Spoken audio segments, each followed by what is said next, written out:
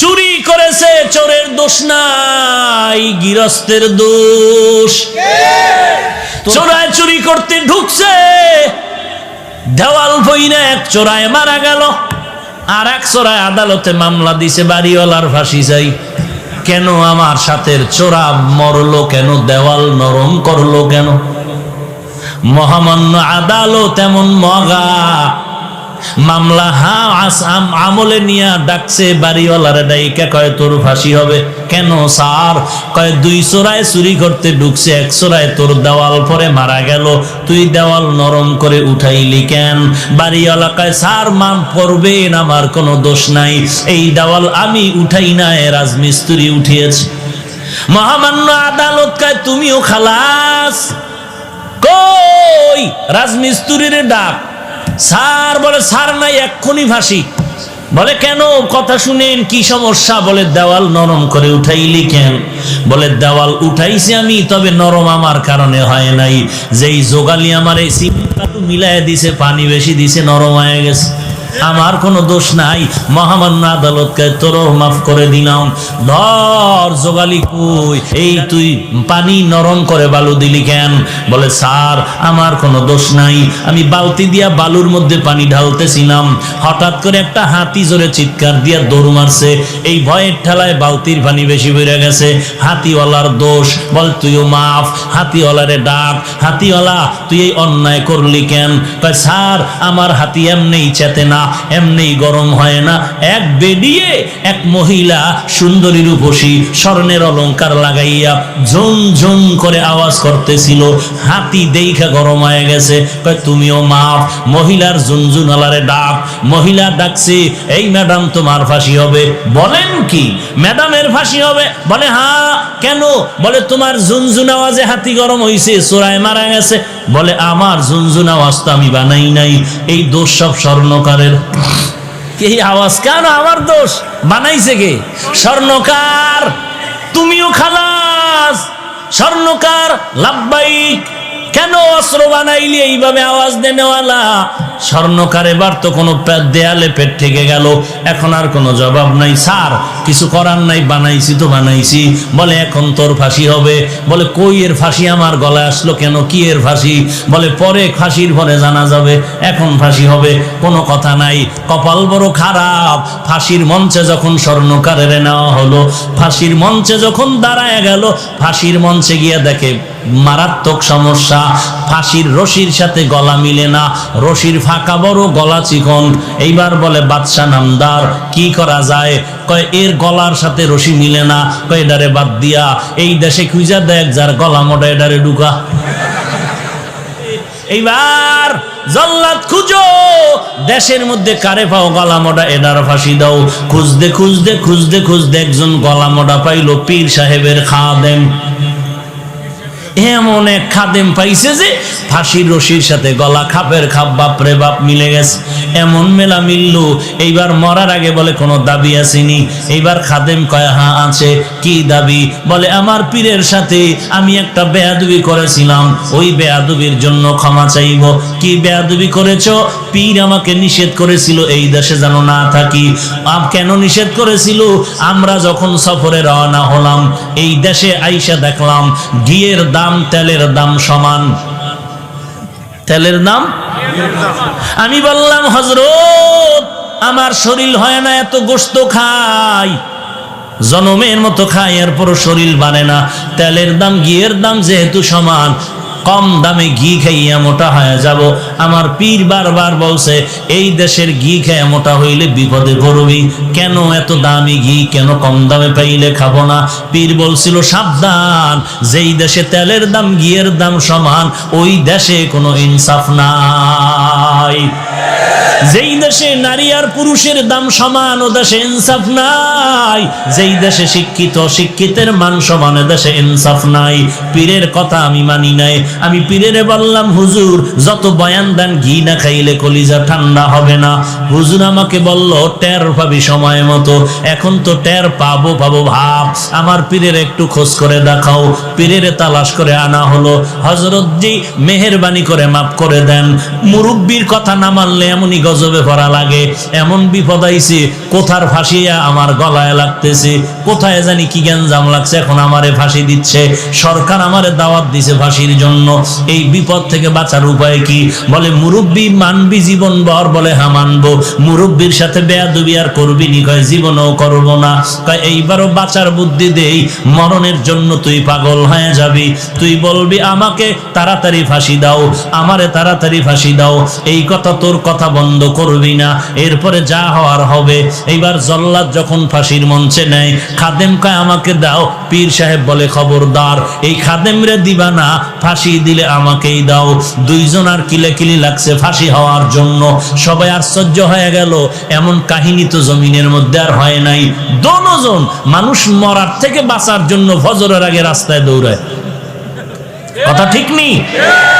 কিন্তু ফজরের নামাজ 4 রাকাত পড়তে মসজিদে ঢুকে কেমন কপাল পরা চিন্তা করতে পারেন? যে ডাক্তারের কথায় ফজরের সময় রাস্তায় দৌড়ায়, পাশে মসজিদে নামাজ চলে, 4 রাকাত নামাজে মসজিদে ঢুকে না। একটুখানি নেকের তরে রোজ হাসরের মাঠেতে বাবা ঘুরবে ছেলের পিছে, ছেলে বাবার আগেতে। আহাতে মন কঠিন দিনেতে নামাজ তোমায় ভুলবে না, ঠিক মতো পড়িলে নামাজ জান্নাত তোমার ঠিকানা। ঘুমের চেয়ে নামাজ ভালো আর তুমি ঘুমাইও না, ঠিক মতো পড়িলে নামাজ জান্নাত তোমার ঠিকানা। আমার প্রাণের ভাই বোনেরা জলদি করে উঠে যাও, ওযু করে তাড়াতাড়ি নামাজ পড়তে লেগে যাও। আহা নবী বেনামাজির শাফাআত করিবেন না, ঠিক মতো পড়িলে নামাজ জান্নাত তোমার ঠিকানা। ঘুমের চেয়ে নামাজ ভালো আর তুমি ঘুমাইও না, ঠিক মতো পড়িলে নামাজ জান্নাত তোমার ঠিকানা। ঠিক মতো নামাজ বছরে কয়বার? বছরে হলে 5 বার। চিন্তা করছে যে তাল ঠিক নাই, কি ঘুমাইতেছেন আপনারা? ভাইরা আমার, এক হুজুর বলে কেউ জাহান্নামে যাবেন, কয়েকজন মুরব্বী হাত উঠে আল্লাহু আকবার। আপনারা কি জাহান্নামে যাবেন? বলে আমিও যাবো না, আমার আব্বাও যাবে না। তো হাত তুললেন কেন? বলে টুপিওয়ালারা যা বলে তো ভালোই বলে জানি। নামাজ কয়বার? হ্যাঁ, দৈনন্দিন কত ওয়াক্ত? 5 ওয়াক্ত নামাজ। না পড়লে তো আর সমস্যা নাই, আছে তো পড়েন না কেন? এই আশেকে রাসূল এখানে বসে আছেন, বয়ান শুনবেন, এমনও টাটকা আশেক বসে আছে, ফজরের নামাজও পড়েন নাই, জোহর পড়ে নাই, আসর পড়ে নাই, মাগরিব পড়েন নাই, এশা পড়েন নাই।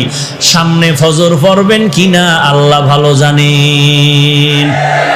মদিনার নবী বলেন, এর উম্মতের দল, কাফের আর মুসলমানের মধ্যে ব্যবধান, বেঈমানের গোষ্ঠী নামাজ পড়ে না, আর যারা মুমিন নবীর আশিকারা একবারের নামাজও ছাড়ে না। মকুন সুস্তি নামাজে পাঞ্জে গানা, ফাওয়াইলুল লিল মুসাল্লিন আল্লাযিনা মুমিনারা ইনামাজে এমদাদে দা, ইস্তাঈনু আয়াতে কুরআবা, আয়াতে কদ আফলাহারা ইয়াদেকুন গৌরকুন্দ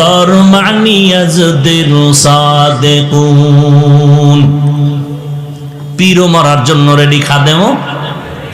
বাদশার কানে খবর গেল, স্যার এমন কাহিনী, পীরেও মরতে চায়, মুরিদও মরতে চায়।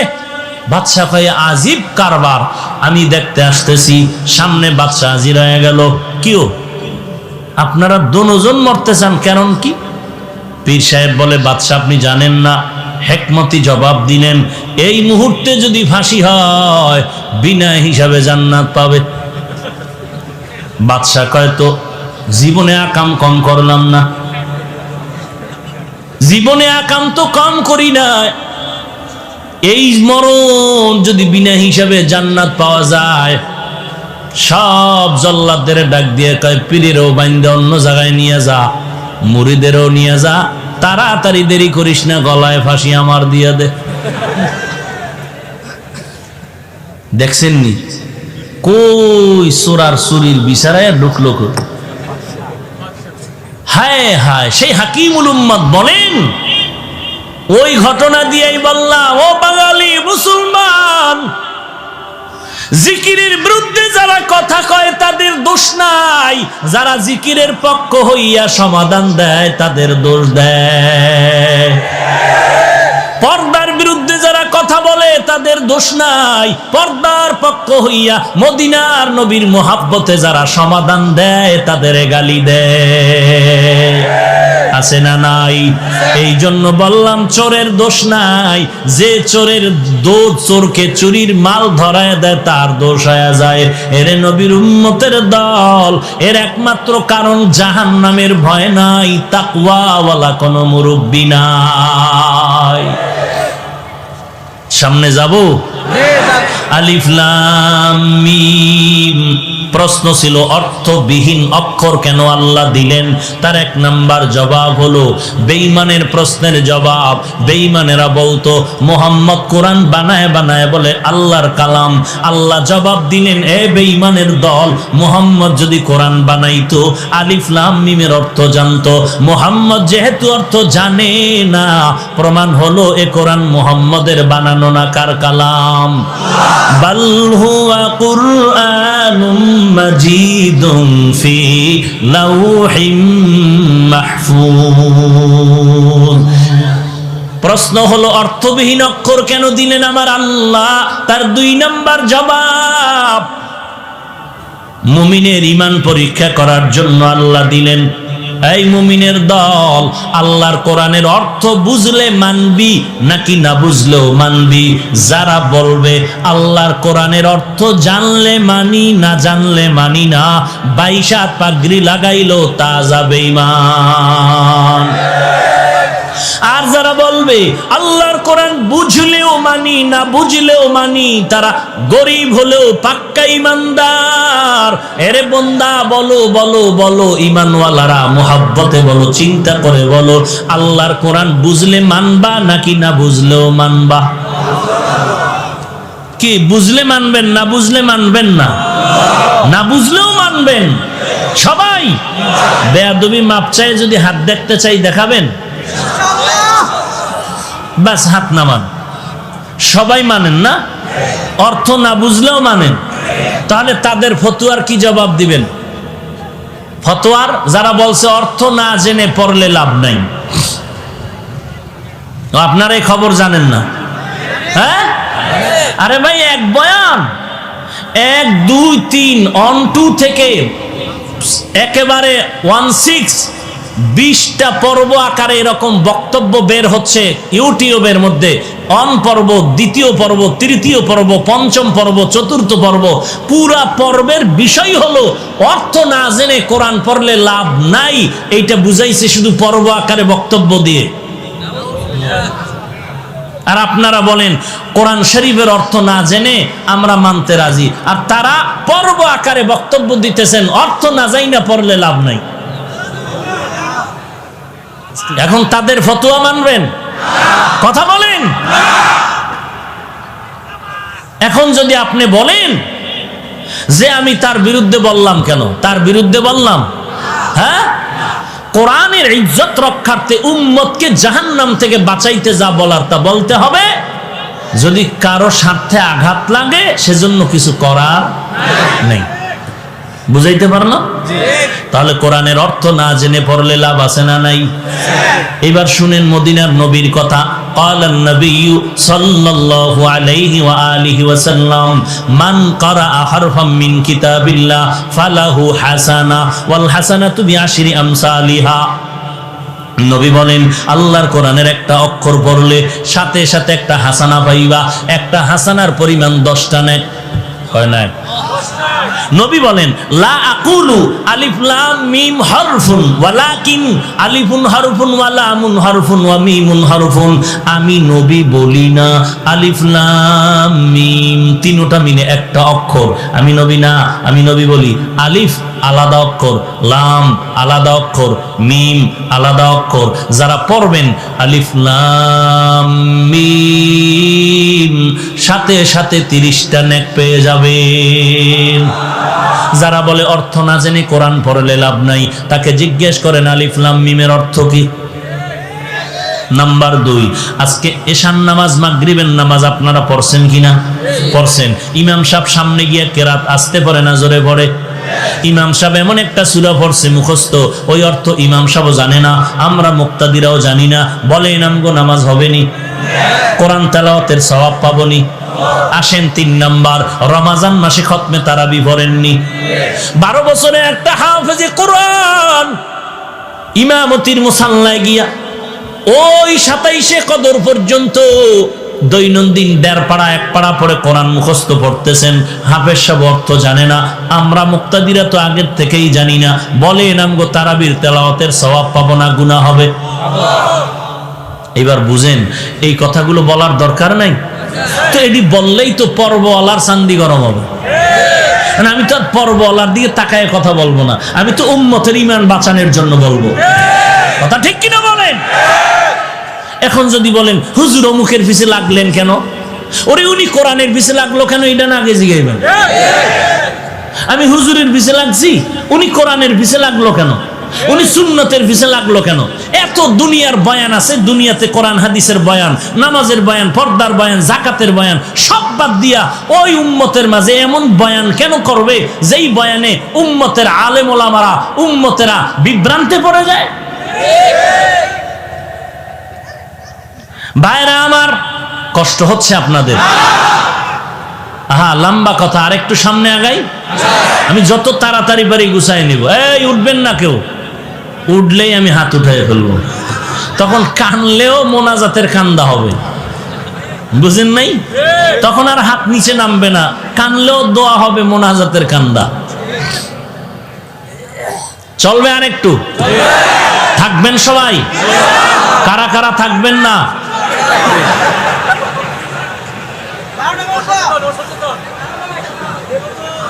আল্লাহ সবাইকে কবুল করেন। আরো জোরে বলেন হ্যাঁ। যুবক ঘুমাও, তোরা ঠিক হ, গোটা দেশ ঠিক। পৃথিবীতে আসছো কয়বার, যাবি কয়বার? মুনাফিকের মতো হয় মরিস না, হকের ঝান্ডা উঁচু করে মরতে হবে। কোন মুনাফিকি করবি? আমাদের কোনো অন্ধভক্ত হওয়া যাইব না।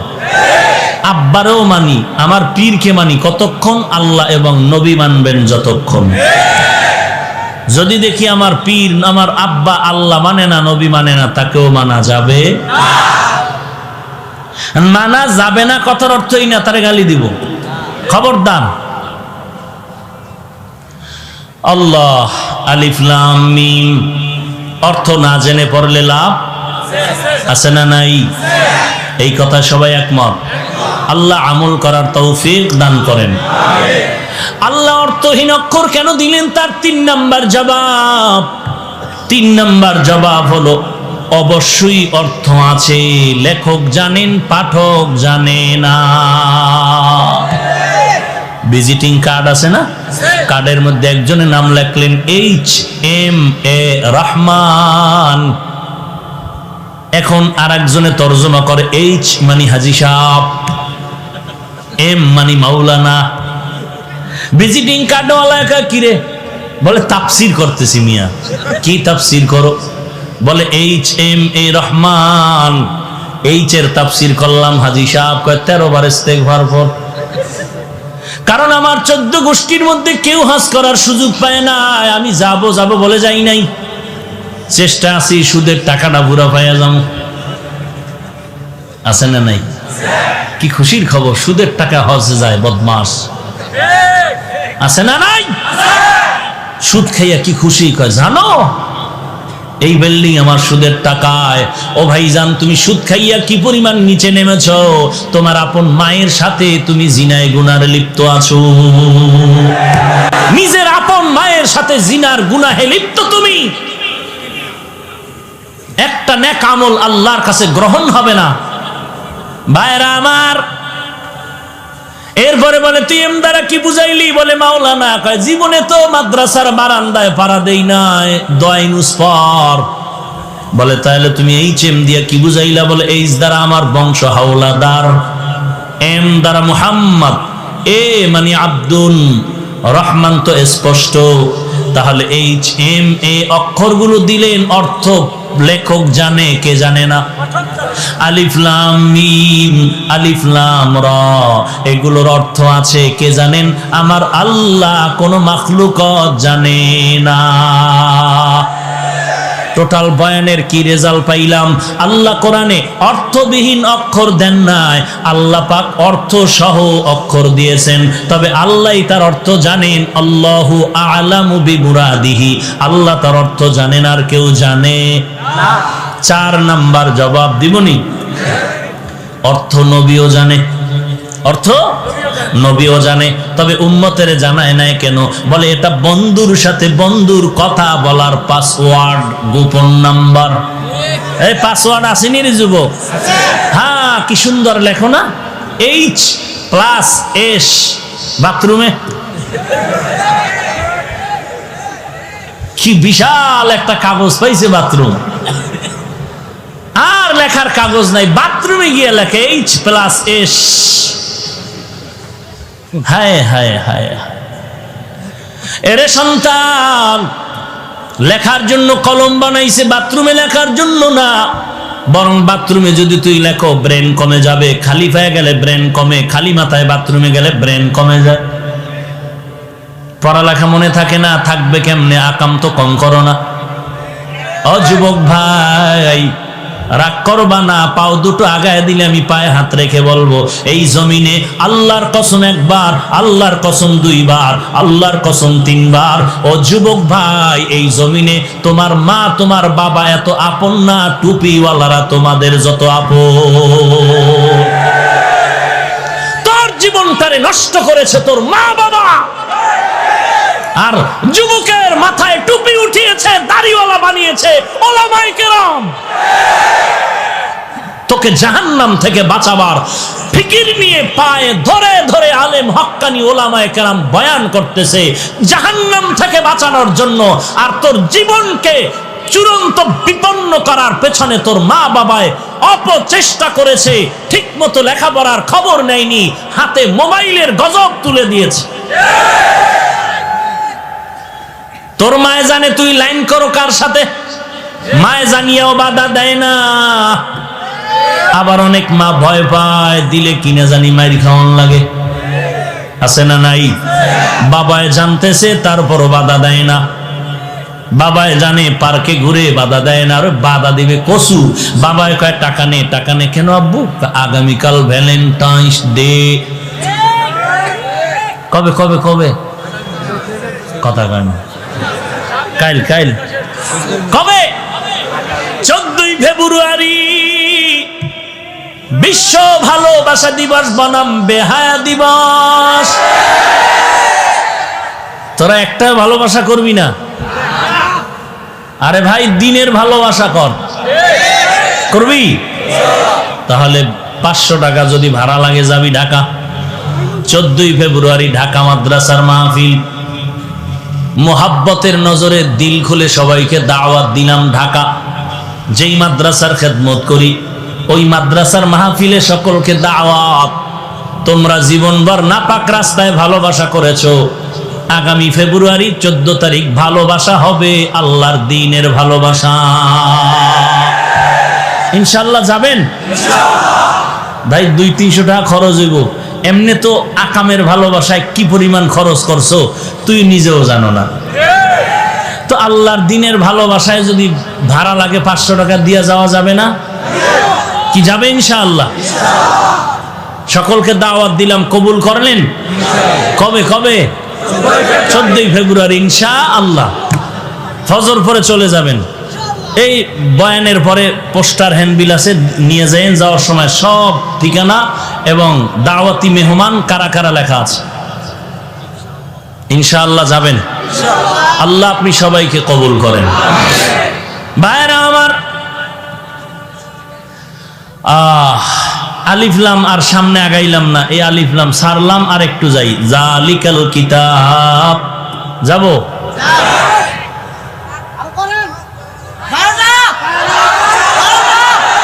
জালিকাল কিতাব, ভালো করে বুঝেন। কোন নিকটের জিনিস ইঙ্গিত করার জন্য আমরা বাংলায় বলি এই, কোন দূরের জিনিস ইঙ্গিত করার জন্য বলি ওই, বলি না? ওই মানে কি, কাছে না দূরে? আর এই মানে, এটার আরবি গ্রামার কি বলে? ওই মানে জালিকা, ওই কিতাব মানে জালিকাল কিতাব, আর এই কিতাব মানে হাদাল কিতাব। এখন বলেন, আল্লাহর কোরআন দূরে নাকি আমগো কাছে? বলেন না কেন? তাহলে হবে হাদাল কিতাব। আল্লাহ কেন বললেন জালিকাল কিতাব? প্রশ্ন বুঝলে জবাব বুঝবেন। প্রশ্ন বুঝলেন? কোরআন কাছে না দূরে? কাছে। কাছে, ঠোঁটের আগায় কোরআন, সিনার মধ্যে কোরআন, মাদ্রাসায় কোরআন। কথা বলেন? তাহলে হওয়া দরকার ছিল হাজাল কিতাব। কেন বললেন জালিকাল কিতাব? আমি শুধু এই কথাটার সমাধান দিয়ে মোনাজাতের দিকে যাওয়ার চেষ্টা করব ইনশাআল্লাহ। জালিকাল কিতাব কেন বললেন? প্রশ্ন। এর এক নাম্বার জবাব, জালিকাল কিতাব আয় হাদাল কিতাব। জালিকা দ্বারা হাজাই উদ্দেশ্য। কেন আল্লাহ বললেন? বলে এটা কোরআনের সাজানো একটি অলংকার। কারণ কোরআনের মতো এত সুন্দর কিতাব, ফাসাহাত, বালাগাত, অলংকার যুক্ত কিতাব আর জমিনে একটাও নাই। জালিকা দিয়ে আল্লাহ বুঝাইলেন হাজাল কিতাব, এই কিতাব। এগেল এক জবাব। জবাব নাম্বার 2, জালিকাল কিতাব মানে ওই কিতাব। আসলে কিতাব দূরে মানে কি? কোরআন শরীফ আমাদের কাছে, কোরআনের রিডিং এবারাত কাছে, কিন্তু কোরআনের ব্যাখ্যা তাফসীর আমাদের মেধা থেকে অনেক অনেক দূরে। ওদিকে ইঙ্গিত করার জন্য বলা হলো জালিকাল কিতাব। 3 নাম্বার জবাব, জালিকাল কিতাব মানে ওই কিতাব। ওই কই? বলে ওই আদম নবী থেকে ওই ঈসা রূহুল্লাহ পর্যন্ত যত কিতাব আল্লাহ তাদের দান করেছেন, ওই সমস্ত ইলমের সব কোরআনের মধ্যে জমা আছে। এই কিতাব মানে ওই ঈসা নবীর কিতাবের ইলমের কিতাব, ওই আদম নবীর ইলমের কিতাব এই কিতাব, ওই ইব্রাহিম নবীর ইলমের কিতাব এই কিতাব। জবাব নাম্বার 4, জালিকাল কিতাব মানে হলো ওই লাউহে মাহফুজের কিতাব। লাউহে মাহফুজ চিনেননি? এই যে আপনাদের সিলেট হবিগঞ্জের কাছে শিক্ষক ছাত্রকে বলে, এই ছাত্র বলো তুমি আসমান কাছে না হিমালয় পর্বত কাছে?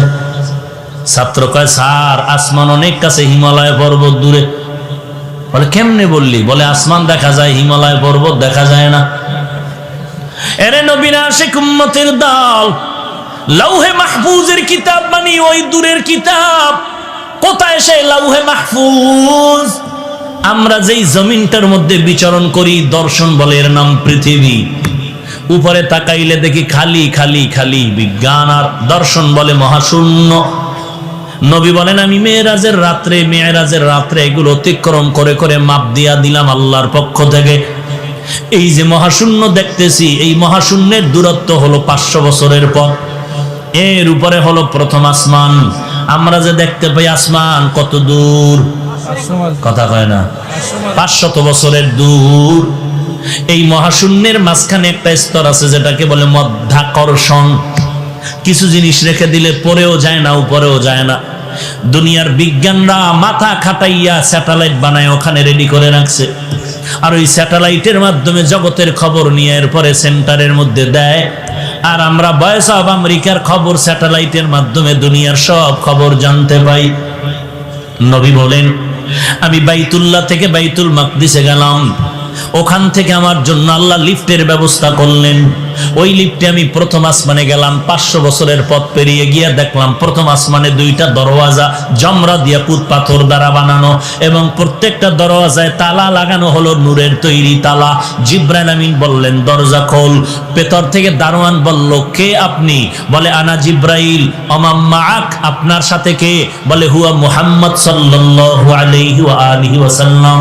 বলে এখানে আসার কি অনুমতি আছে নাকি? বলে হ্যাঁ আছে। দরজা খুলে দাও। বলে তালার চাবি কই? বলে চাবি হলো বিসমিল্লাহির রাহমানির রহিম। কপাল খারাপ যে বিসমিল্লাহটাও ঠিক মতো পড়তে জানি না রে মুসলমান। যদি ঘুমের ঘরে 21 বার বিসমিল্লাহির রহমানির রহিম পড়ে ঘুমাও, আল্লাহ পাক রব্বুল আলামিন বিসমিল্লাহর বরকতে তোমার ঘর ফেরেশতা দিয়ে হেফাজত করবেন। আজে বাজে স্বপ্ন দেখবা না। আর কপাল যদি খুলিয়া যায় 21 বার বিসমিল্লাহ পড়িয়া 13টা বিড়ি টানবা, দেখবা নবীর সাথে মোলাকাত হয়ে যাবে। বাংলাদেশে এত দামি দামি মজলিস হয়, সমাবেশ হয়, কোটি কোটি কোটি টাকা ব্যয় করে সমাবেশ, ভিআইপি বসার জায়গা, সামনে কত পুরস্কারের আয়োজন, ভিআইপি নাস্তার খানার আয়োজন। ওই সমস্ত দামি দামি মজলিসের এক বিন্দু কোনো সওয়াব নাই। আর আজকে মাধবপুর স্টেডিয়ামের মধ্যে বসার জায়গাটাও ভালো না, বিছানাটাও ভালো না, কিন্তু এই মজলিসটার এত দাম, বসার সাথে সাথে গুনাহ মাআফ।